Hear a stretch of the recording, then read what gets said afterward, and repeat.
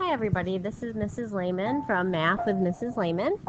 I'm actually unfortunately teaching this lesson without a class. So anyway, this is just for you guys watching on YouTube right now.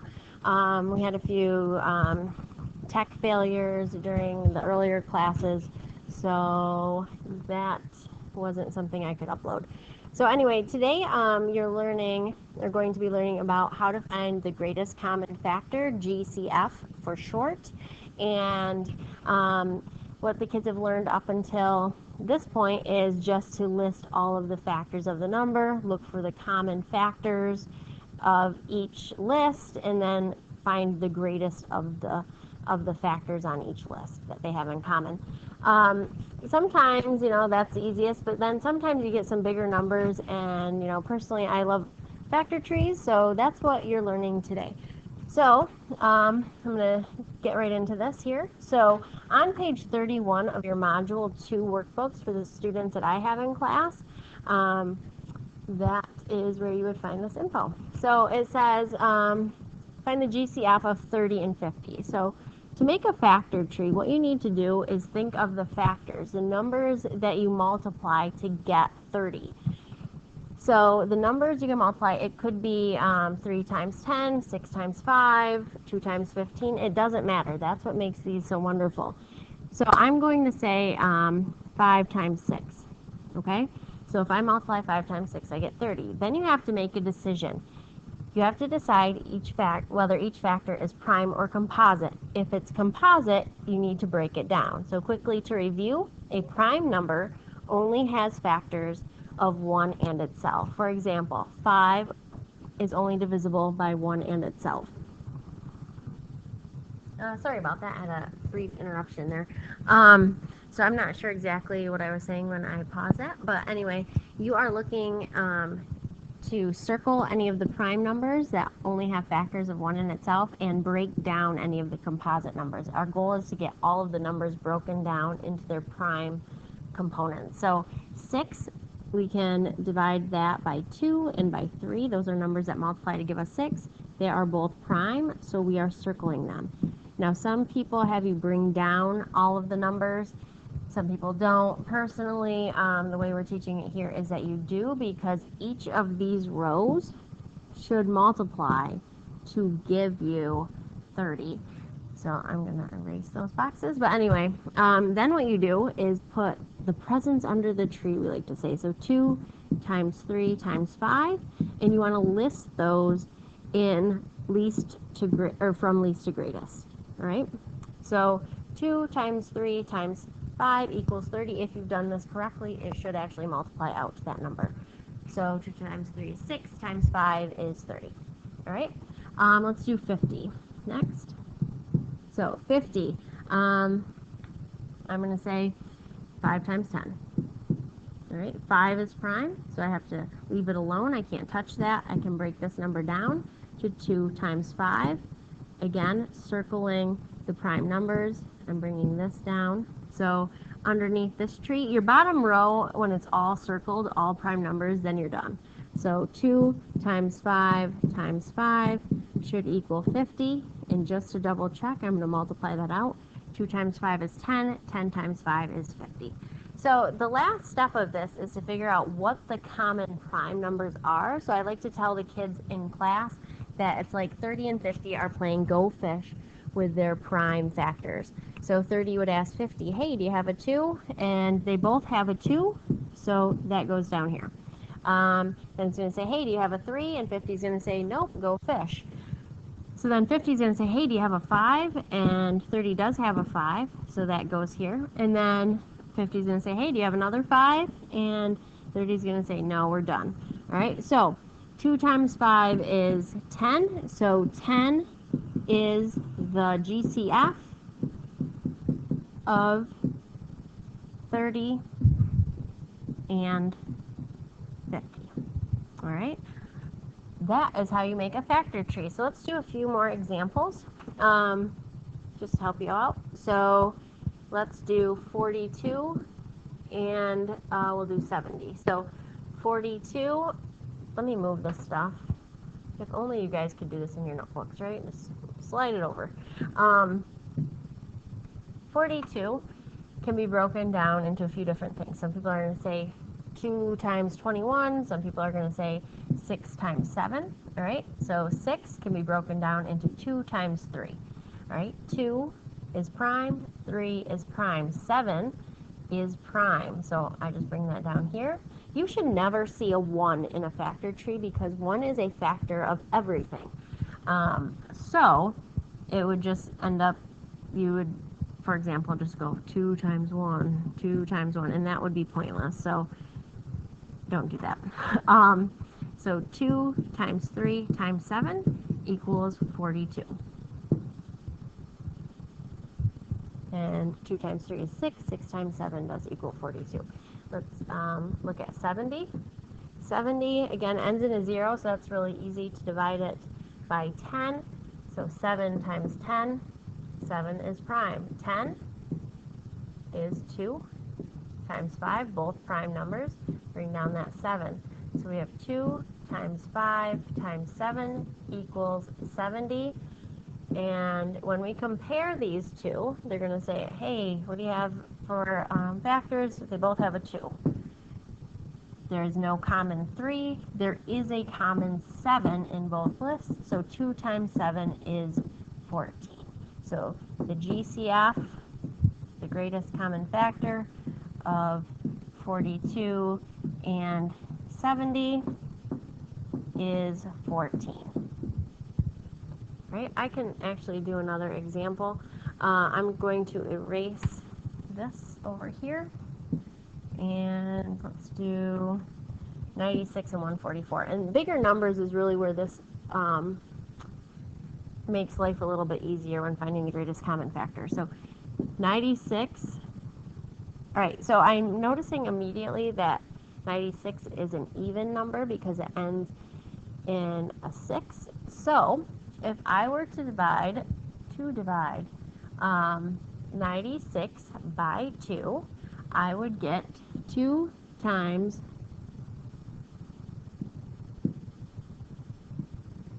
48. Wait, I'm having a moment here. Yeah, 16. Woo! All right. That's what happens on a Monday, people. All right, so 2 times 48. So then we would break this down. 48, we could do 2 times 24. We could do 6 times 8. It doesn't matter. 2 times 24 I'll use. 2, bring down this 2. 24 I can break down. So I'm going to break that down into 2 times 12. I'm going to use 2 whenever I can. Most of the time. And then 12, 2 times 6. This is fun. It's a beautiful tree. All right, and then 6 can be broken down into 2 times 3, both of which are prime. So hopefully we are almost done here.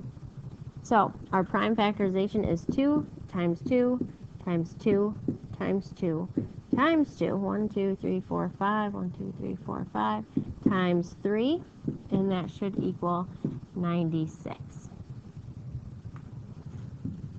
We are going to draw a box around that, and this is what we call the prime factorization of this particular number. So the prime factorization of 96.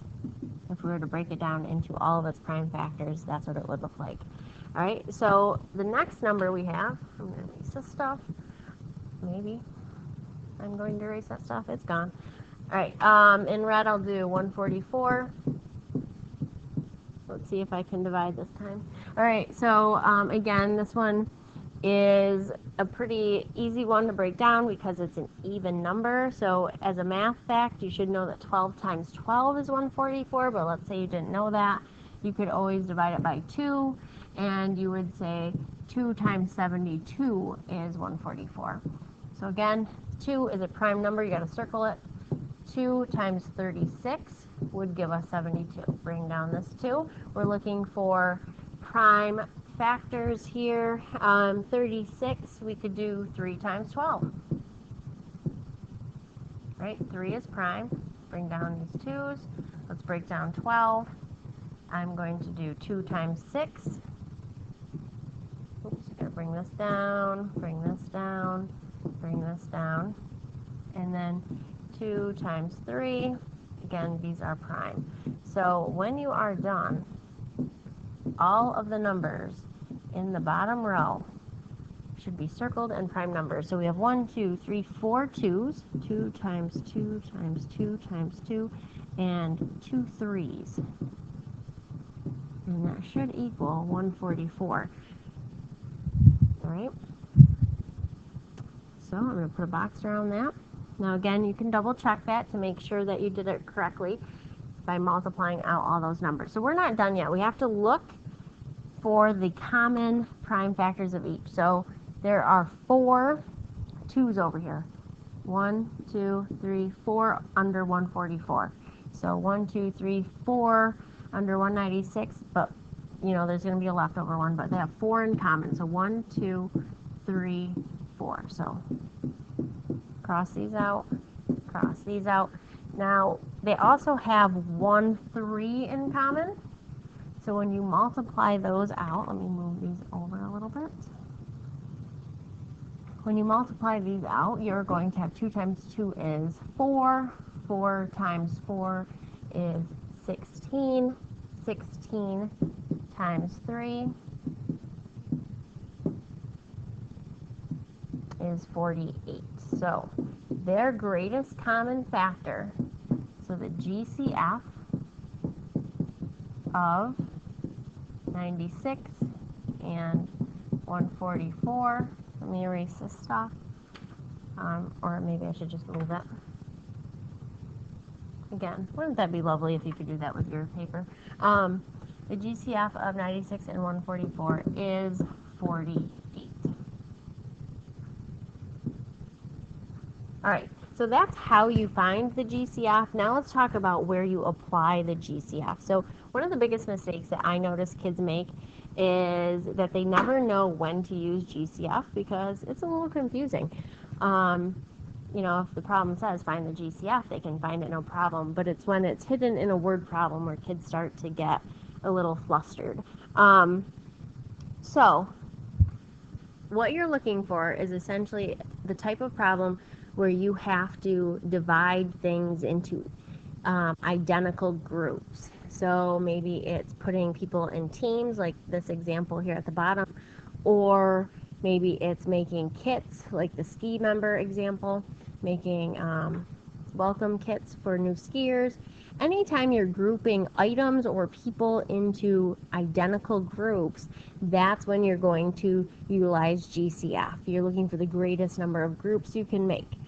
Right? So example A here says there are 18 girls and 24 boys who want to participate, I'm going to underline that, in a trivia challenge. If each team must have the same number of girls and boys, so again, they're looking for identical groupings, what is the greatest number of teams that can enter? That's, those are the sets of clues that you have from that question to figure out that this is GCF. So, and then taking it one step further, it's pretty easy actually to find out how many boys and girls will be on each team once you figure out how many teams you can have. So there's 18 and then 24, and we're going to find the GCF of each. So 2 times 9, and 9 breaks down into 3 times 3.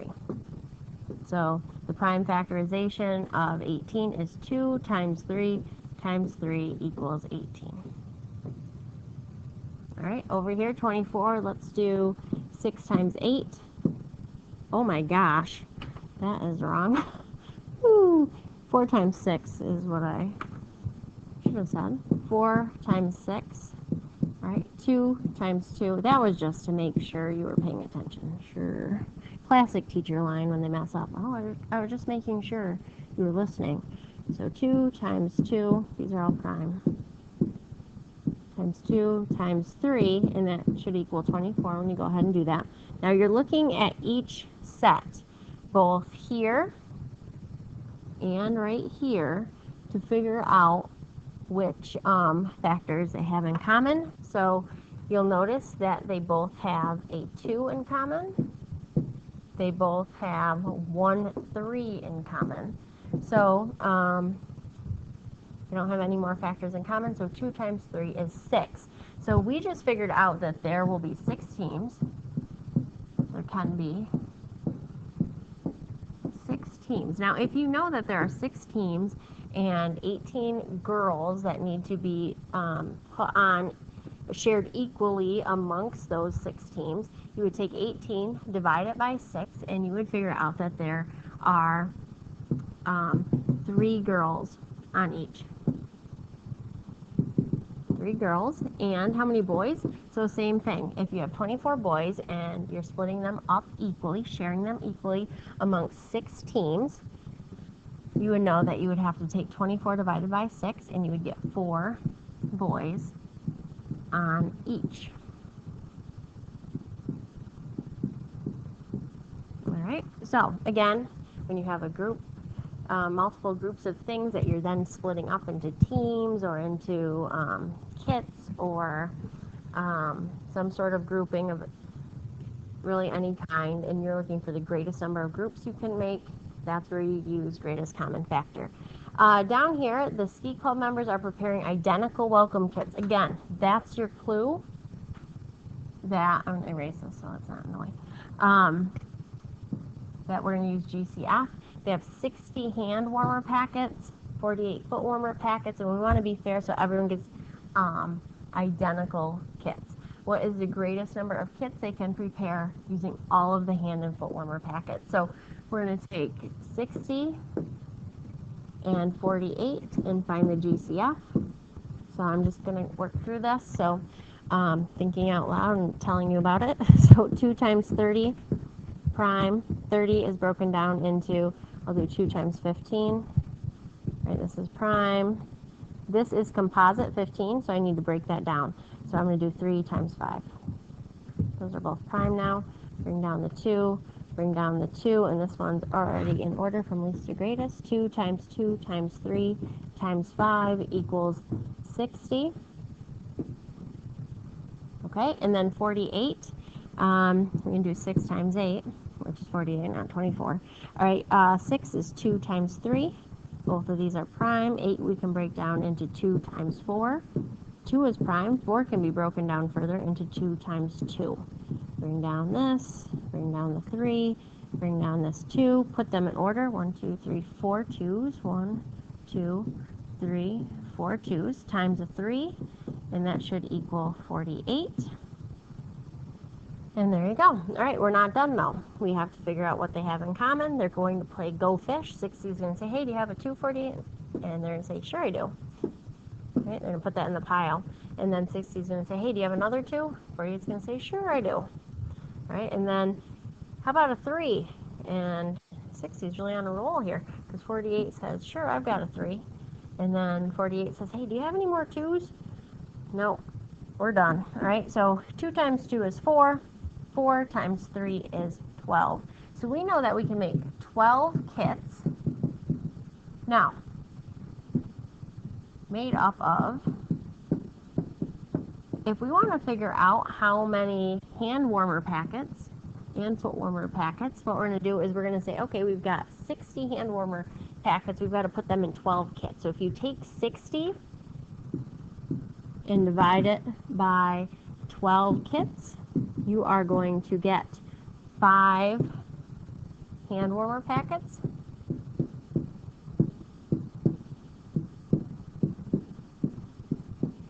All right, and if you take 48 and you divide that by 12, you are going to get 4 foot warmer packets.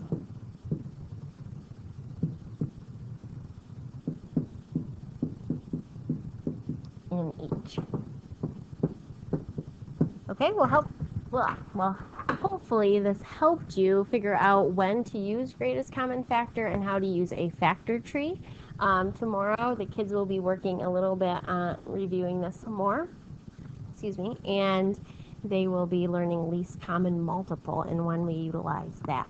So, again, thank you for watching Math with Mrs. Lehman. This is Mrs. Lehman, and stay tuned for tomorrow's lesson. Have a great day. Don't forget to like and subscribe. Bye.